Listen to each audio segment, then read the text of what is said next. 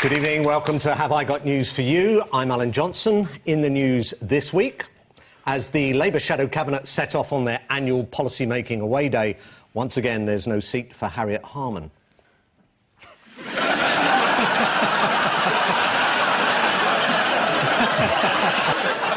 Just because she beat you to be deputy leader. Like many people new to the gym, Eric Pickles tries to do too much too soon.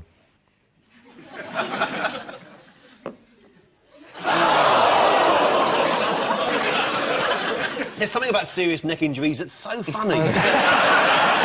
And in Glasgow, Scotland's hopes of qualifying for a major football tournament look as distant as ever as they reveal their new centre-forward.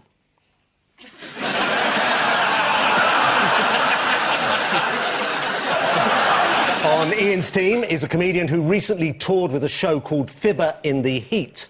Before you ask, that's about cricket in India, not Tony Blair in the Middle East. Please welcome Miles Jupp.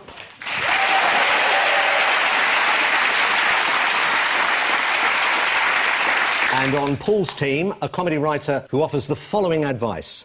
Once you've written something, put it in a drawer for at least a month, preferably 3, and then read it before you show it to anyone.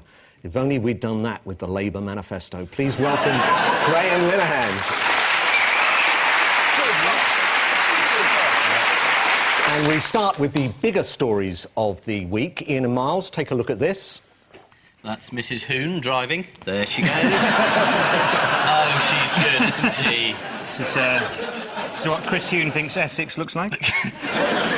He's going nice and slow, speed camera. Oh, marvellous. Oh, perhaps he was driving. That's Kenneth Clark, pretending he's not in trouble. Ha ha! My career's nearly over. This is the big political story. Aren't you glad you're not in it anymore? Very glad it's such good news that the government's had such a terrible week. Really? Yes. Why has an event from 2003 come back to haunt Chris Hoon now? Well, because his wife has decided to get him. I think that's the technical term. He was about to mount a challenge to be leader of the Lib Dems. I mean, God knows why anyone would want to, but he was about to do it, and I think she chose her moment. So suddenly it came out that he tried to get someone else, i.e. her, to take his speeding points in 2003. So it could be the arrest of a cabinet minister. Can you imagine that? Unbelievable. Unbelievable. All the possible international crimes you could be charged with, but it's speeding through Essex. You think, given the choice, if you were offered a chance of speeding through Essex rather than, you know, driving sedately through Essex... Well, that's... By the way, Ian, if you don't want these points, I'm quite prepared to say I answered the question for you. That helps in any way. What evidence is there to back up Vicky Pryce's assertion that he was the driver speeding in Essex and not her?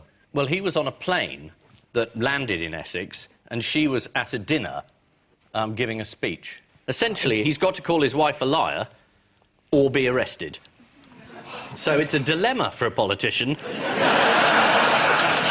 I mean, he has already dumped her in favour of another woman, so she's very cross. I mean, it's a domestic played out on a huge scale, and obviously, therefore, very amusing. And Chris Hoon has, of course, agreed to talk to Essex Police next week. A taped conversation has emerged in which he advises his ex-wife on how to keep the story under wraps. Do you know what that advice was? I will put my fist through your face, you bitch. Close, close. Is it done close?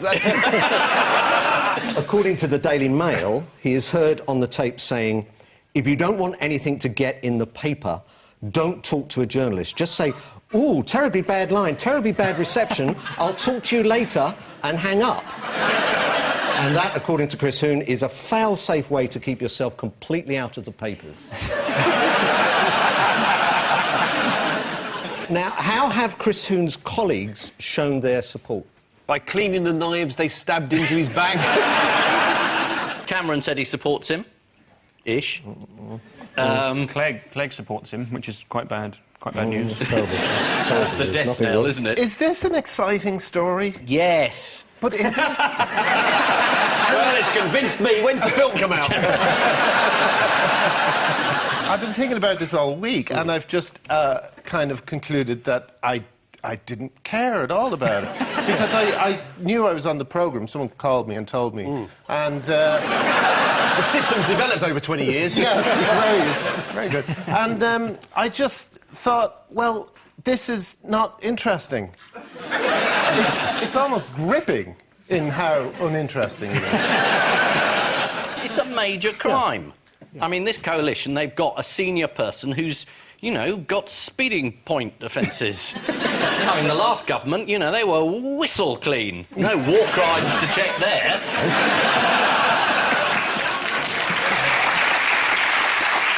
There's a bloke who's tried to get his wife to take some speeding points. The last lot, you know, the Western economy collapsed. Let's get it into perspective. I mean, if only we had someone who'd been Chancellor when that happened. No, I wasn't Chancellor when that happened. That was the wrong introduction. Yeah. No, I didn't do it because, I mean, they said, number one, they accused me, number one, that I didn't know the employer's rate of national insurance. Yeah. Then they said that I didn't know that VAT wasn't charged on food. Then they said I couldn't count. All four of those allegations are wrong.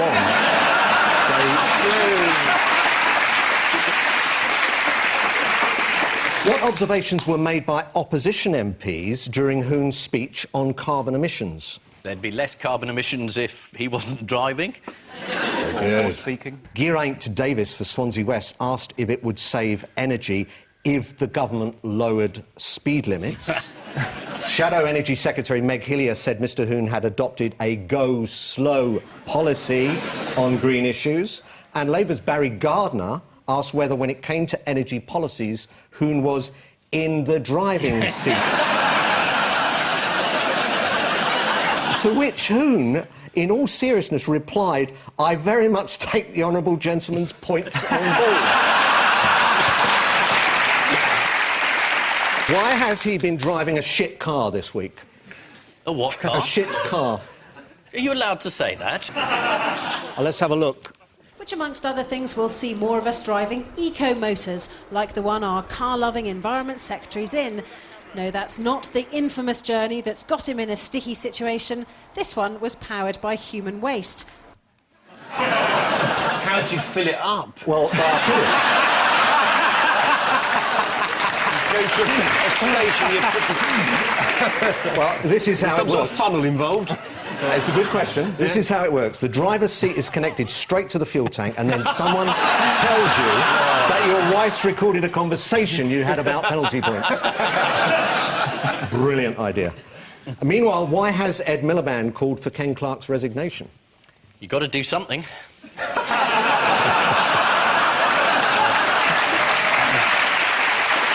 Ken Clarke's in a lot of trouble because he tried to talk about rape in a BBC interview, and he ended up saying that there were various types of rape, including proper rape, which is not a good phrase. Classic rape. Oh, yeah. Yeah, that's one for the album. And serious rape, as though other rape wasn't serious. And a lot of women and a lot of people got rather cross with him and suggested he might have chosen a better phrase. That seemed to be reasonable. Thank you. There's a load. But anyway, he's in a lot of trouble. And then in the House of Commons, someone said to David Cameron, you know, shouldn't Ken Clarke be fired? And Cameron came up with an absolutely brilliant reply: I didn't hear the programme. Which is as good as this telephone isn't working. Clean bold. Yeah. He looks more flippant than perhaps he means to be, Ken Clarke, but he's unfortunate in that he always looks as if he's being interviewed on the way to an opera. Always. He was interviewed on the news this week. He was actually in a dinner suit, because if he was going... It's all very well asking me questions about rape, but some of us have got tickets to Rigoletto.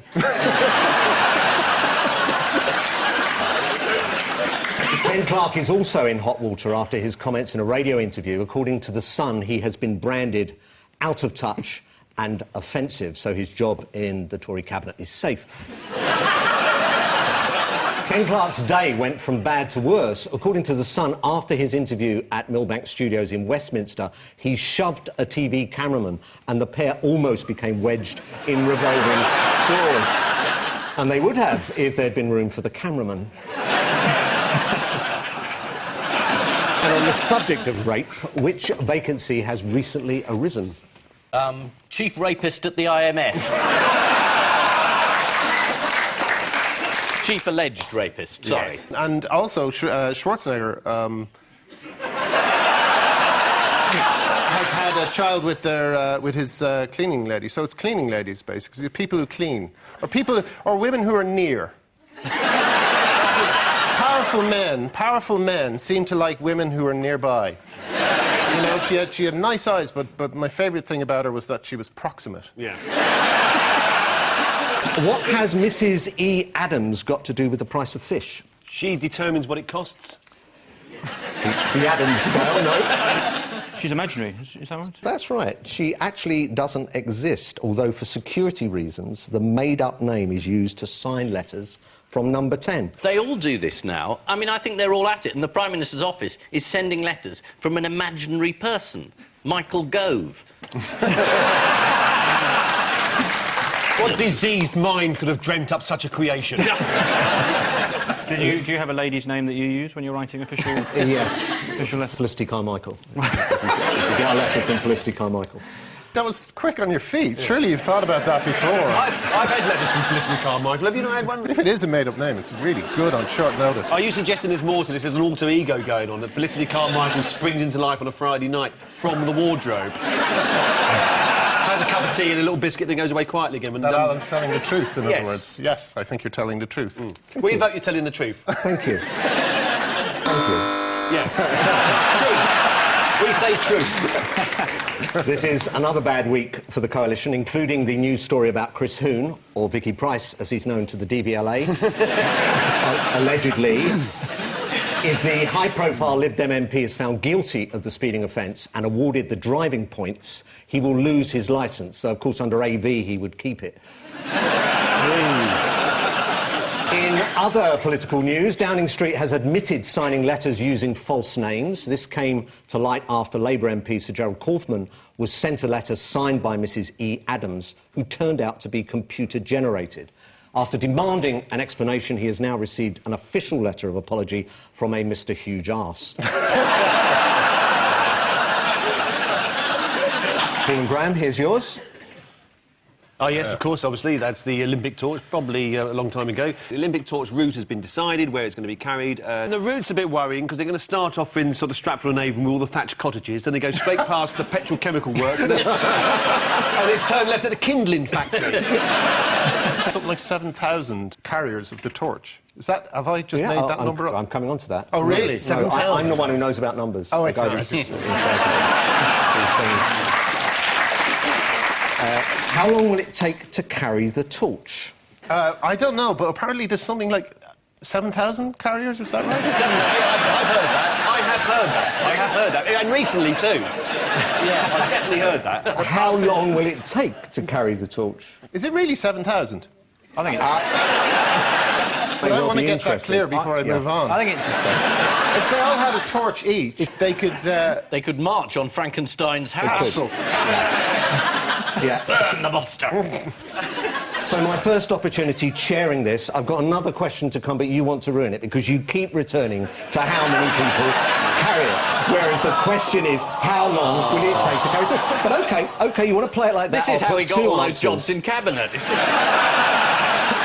Look, if you don't shut up, I'll leave. Here it is. But I think this is interesting that the Olympic Games will turn into a hunt for Frankenstein's monster. That's major news. It will be carried by 8,000 volunteers. 1,000 out. Right. Anyone fancy doing it on the panel? No. Or do I mean yes? If it's 8,000 miles and 8,000 people, then you carry it for 1 mile each. So how do you work out the logistics of, for instance, I don't know, the Orkney-Shetland leg? Yeah. So there are 119 people on a ferry. Yeah. Either trying to shield it from the wind or passing it around in the... They're all on the car deck, desperately panicking about... As long as the flame is never extinguished, you can light a cigarette off it, keep the fag going until you get to the other side, then relight it. It's the same flame, you're all right. Who is upset about the relay route? President Sarkozy.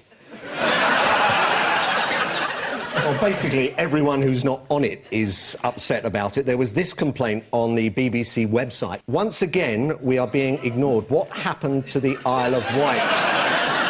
Basically, it got stuck in 1952.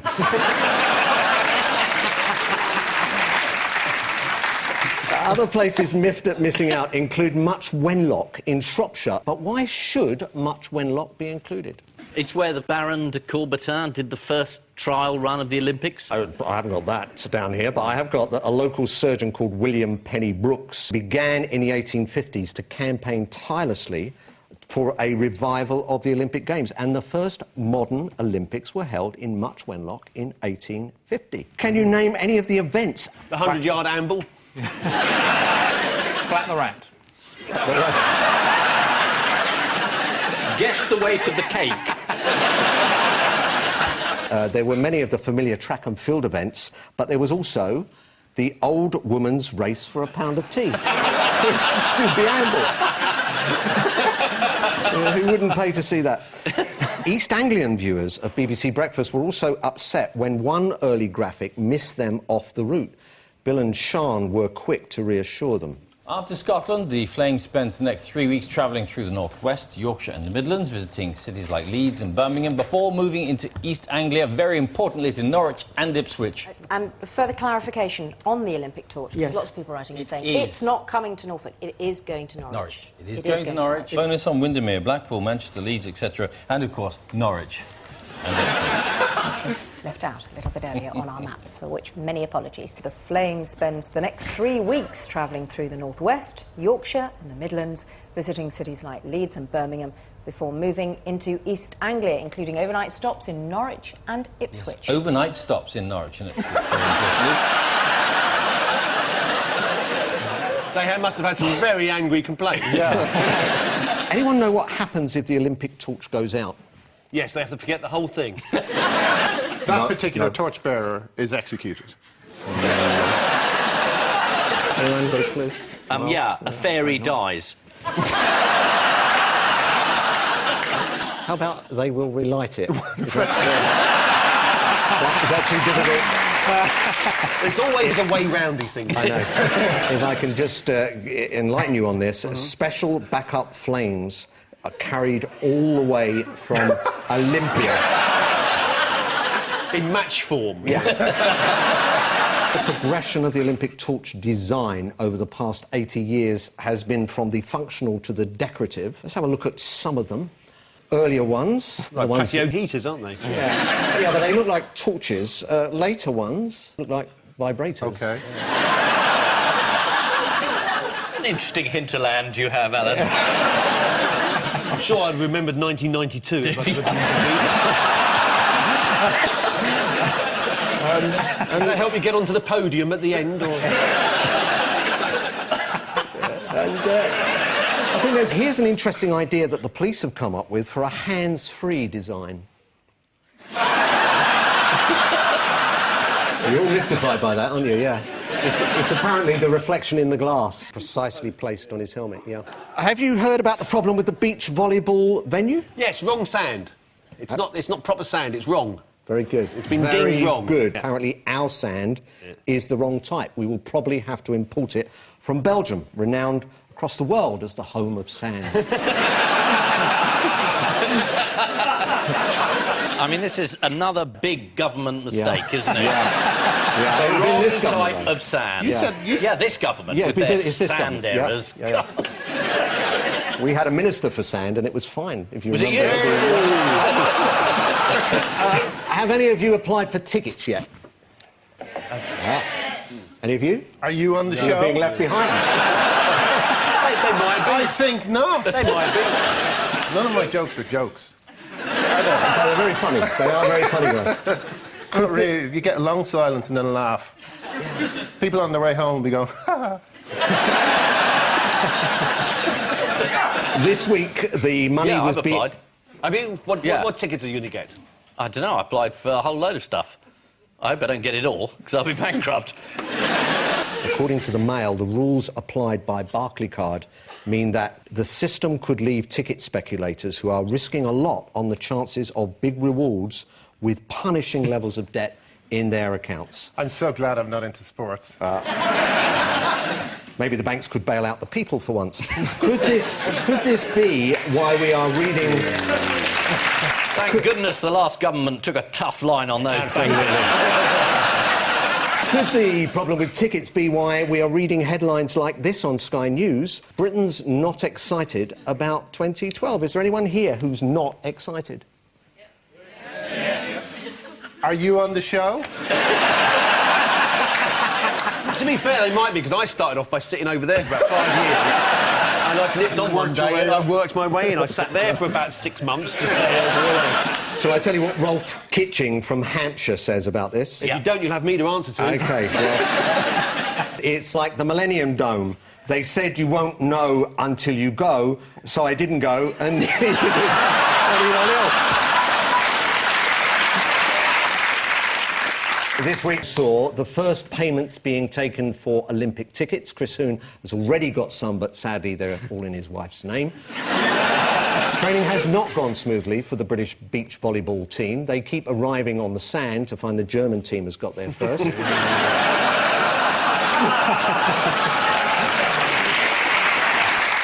And so to round 2, the picture spin quiz. Fingers on buzzers, teams. That's a Queen's ankle if ever I saw one. Is it? Yeah, I've never seen him in the wild, but that looks like a Queen. It's the Queen's historic visit to Ireland. There are various objections to the visit. What was one of the more practical ones? It's a long way to go. No. It is to Tipperary. It is, yeah. I've seen the signpost. The visit required Ireland's biggest ever security crackdown, costing £30 million. She has to travel from place to place in a transparent tube that sucks her. Yeah. From location to location. She doesn't have to, she just likes it. Yeah. It's transparent so she can wave. Yeah. At speed. What was Sinn Féin's reaction to the visit? They asked not to be invited, so that they didn't have to say no. Well, according to The Times, Sinn Féin let off several black balloons. Wow, times really have changed. There was a slightly odd moment as the Queen sat down to sign a visitor's book at Mary McAleese's house.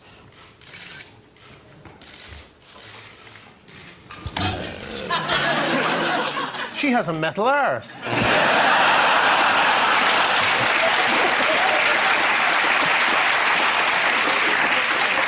It's the only logical explanation. Is it magnetic? It always points north, apparently. According to the Mirror, Prince Philip cracked a joke as he signed the visitor's book. What did he say? Potatoes, potatoes. Something about potatoes. Nick, you're a bunch of nicks. You're a bunch of paddies. Apart from the obligatory dodging of pipe bombs and watching some funny dancing, what other treats were in store for the Queen on her trip? She went on a hen night in the Temple Bar area. They went to a Guinness factory, did they? Ah, well, she got to see a pint of Guinness being poured during a trip to the brewery. The big question was whether she'd drink some or not, as we can see here. On a visit which is heavy with historic symbolism, the Queen's Day started with a lighter moment. An encounter with the dark stuff, the stout for which Dublin is famous. She and the Duke of Edinburgh went to the Guinness brewery. A pint was poured. It was placed invitingly on the bar, but then it remained.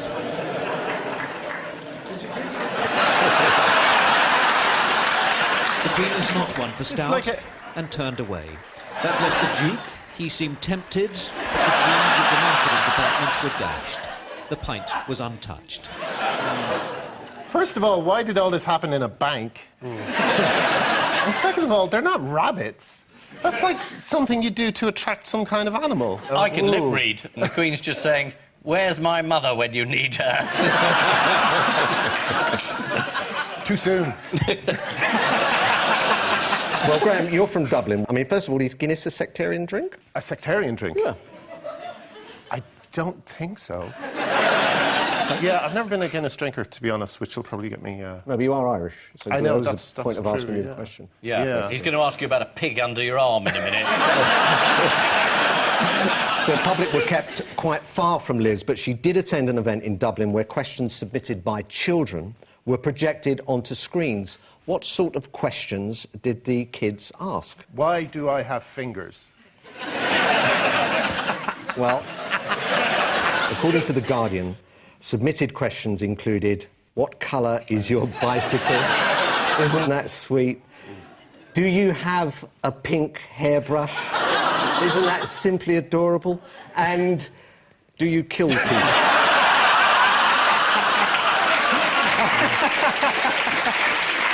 And where were the Queen and Prince Philip never going to be able to go, no matter how much they wanted to?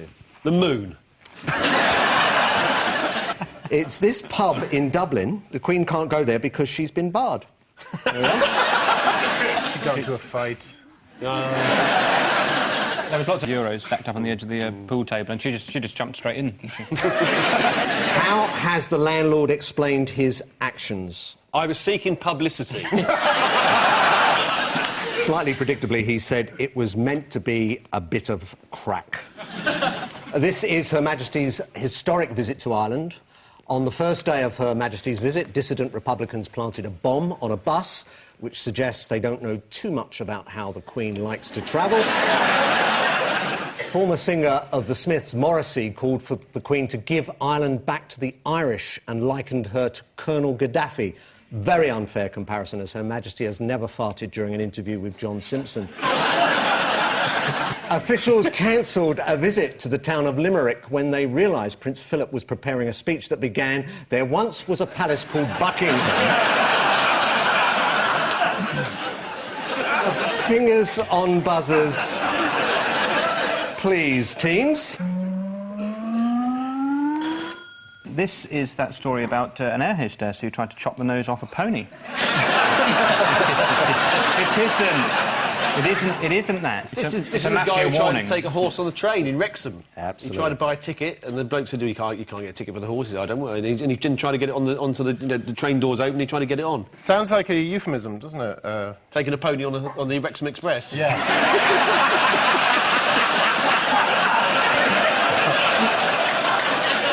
I start sweating just thinking about it.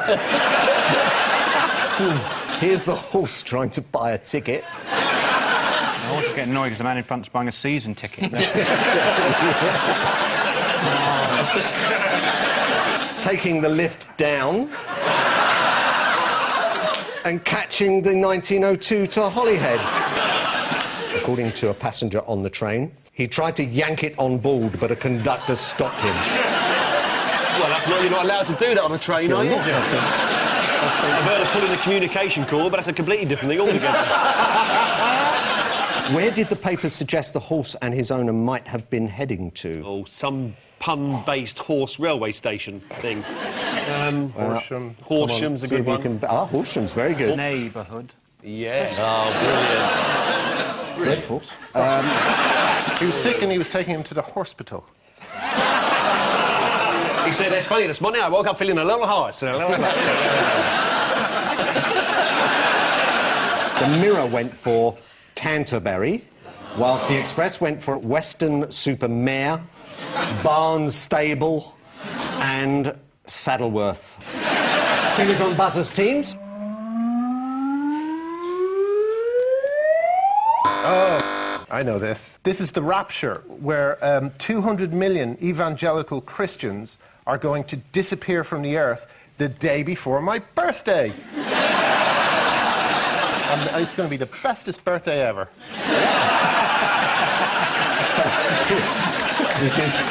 This is indeed the news that the end of the world is fast approaching again. In fact, it's happening on 21st of May, so if you're watching the repeat, you've missed it. And how do we know the world is definitely going to end this time? Because it's written on a big poster. It's usually the Bible, isn't it? Somebody's done some intricate calculations that the Bible indicates, or Nostradamus, one of those. Well, it's an American man called Harold Camping, and he told us that the world is definitely going to end on May the 21st. Here he is. There he is. How did Harold work out the date? He made it up. It says in the Book of Revelation, if a horse tries to get on a train... He used a mathematical formula and 50 years of intensive Bible study to calculate the exact date of the end of the world, which he calls... The rapture. I don't think he calls it. I think it's a long-established evangelical belief. Studying the Bible, you know, it's quite archaic language. It was written a long time ago. It could be just one letter wrong. It could be the rupture. He could be getting a hernia on that day. And God said he will not lift heavy objects. 200 million people with a hernia. With a hernia, yeah. You laugh now, but you might be one of them. Yeah. Camping predicts that next Saturday an apocalyptic earthquake will shake the planet. Believers will be spirited up to paradise, while sinners will suffer 5 months of torment until the world is finally destroyed by a raging fire on October the 21st. On the plus side, that's after the Labour Party conference. Camping insists to his thousands of followers, Judgment Day will come on May the 21st. Though I rather suspect for Mr Camping it'll come on May the 22nd. To Harold Camping's dismay, most of his family don't believe him. They think I'm nuts, said the 89-year-old Californian broadcaster who is nuts. Time now for the odd one out round. Just one between you this week. The Royal Mail, a visitor to a gallery in Rotterdam, Hackney Council and L.S. Lowry's Milkman. Anything to do with people buying paintings and earning money from the painting, investing in paintings? Nothing whatsoever. Oh. Is it to do with losing things? Yes. Because I believe this milkman, when he was little or younger, he posed for a picture, a big mural, I think, that L.S. Lowry did. And he featured it, and L.S. Lowry just being nice afterwards said, "Do you want these? They're sketches I've done." And he went, "Oh, thanks." And then when L.S. Lowry had gone, he threw them away. But they turned out to have been worth at least £1 million. Hackney Council, they painted over a Banksy, or had the wall towed away. Or do you tow away a wall these days? Yes. I hope I'm paying my council tax for something. The walls aren't permanent in Hackney, they're all on wheels. And the lady, she's going to Rotterdam Gallery. She didn't lose something. She turned up at an art gallery and they said, "Congratulations, you're the 15th person to use the audio guide. Here's a Gauguin."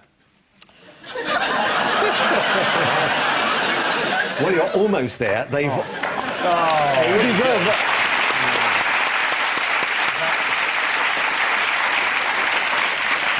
The last one was a bit of a guess. Yeah, OK. A bit of a punt. They've all damaged an artwork apart from the Royal Mail, which just loses them.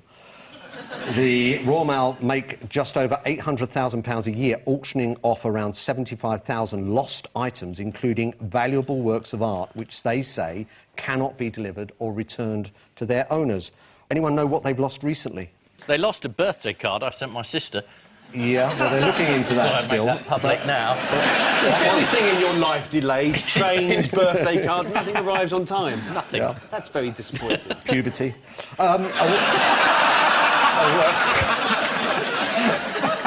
Actually, a work by Papua New Guinea's Did you most... just say puberty? I did, actually.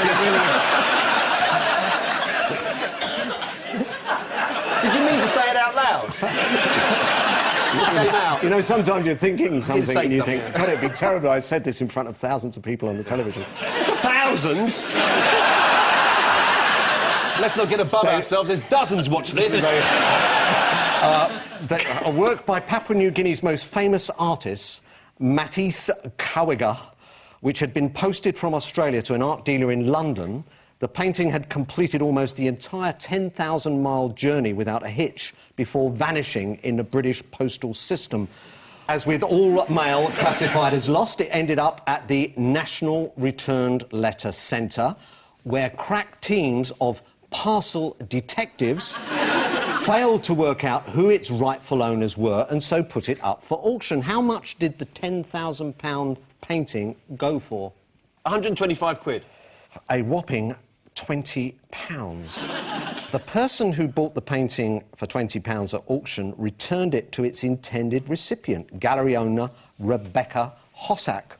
What crucial clues did this Good Samaritan find that the Royal Mail's elite parcel detectives missed? Was it her name and address? According to The Independent, they found the parcel had her name on it And her details were on a label shipped with the painting. Oh, dear. It's like that old joke, isn't it? Tommy writes this letter, "Dear Father Christmas, I wonder if you could send me a £5 note. We don't have much money." And it goes to the post office, you know, and somebody sees it there and thinks, "Oh, look at this. This is nice, isn't it? Look, you know, this kid wants £5. They have a bit of a whip round. £4.50. Well, that's enough. We'll put £4. We'll send it back to the kid. You know, a nice little gesture." So the kid gets this letter and he sends a letter back to Father Christmas, so they open in the post office a week later. It says, "Dear Father Christmas, thank you for the money. I'm sure you sent the right amount, but those thieving bastards at the post office..."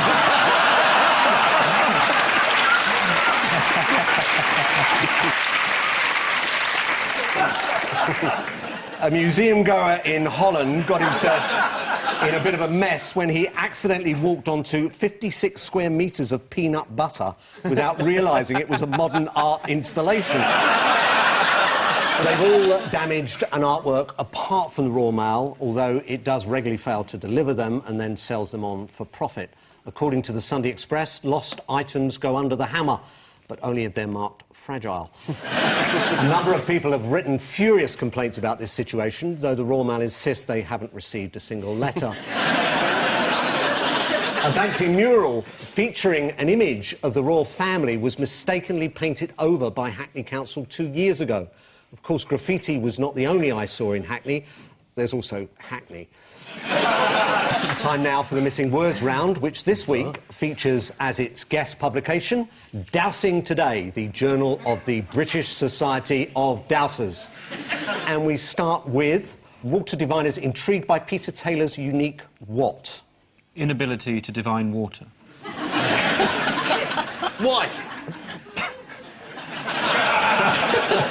Rod. Dowsing tool. Dowsing tool, well done. Oh, bang. Bang. Dowsing expert Peter Taylor was trying out his new water divining tool in North Wales. I'm guessing he just pointed straight up at the sky. Next, nude BBC presenter what?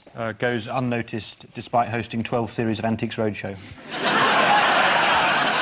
Points out warm front on weather map.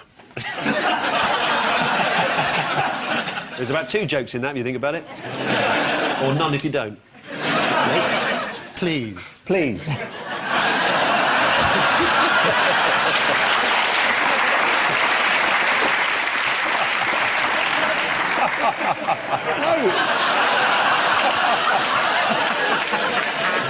hope you've got long journeys.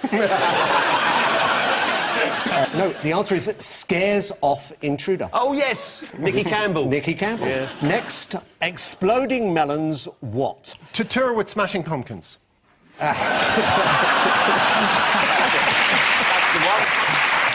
answer is perplex Chinese farmers. These are melons that exploded as a result of a growth chemical, story which caused total panic in the Katie Price household.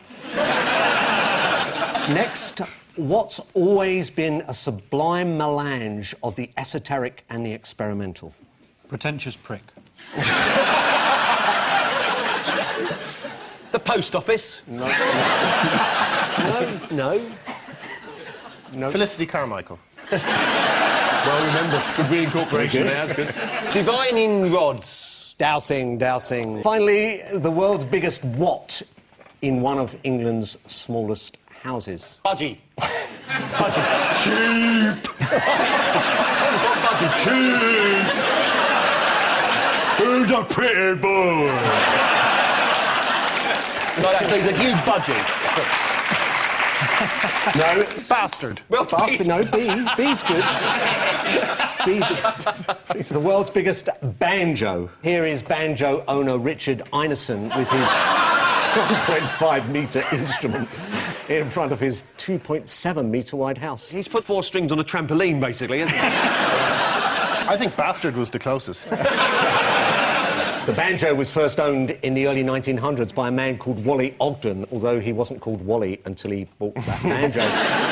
So the final scores are Ian and Miles, 5, Paul and Graham, 7. Oh, well done.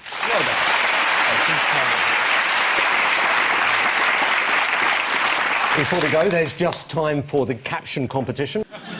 Just because you've left the school doesn't mean we have to stop bullying you. Child saying, how's that? Miliband saying, I'll have to go away and do a policy review. Next, that. No clues in search for missing twin.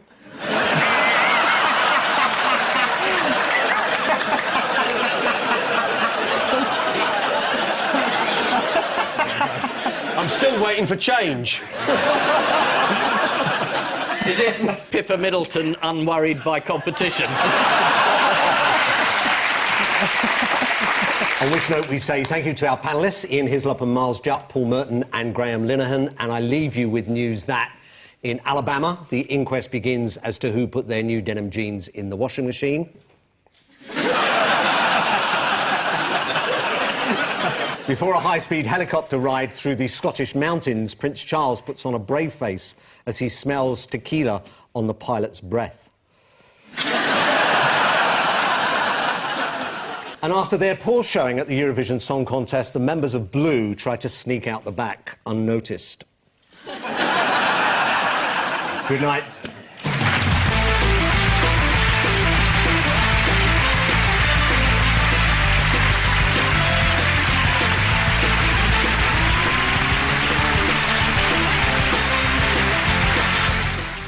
Our Henry, a tribute to Sir Henry Cooper, is next here on BBC Two.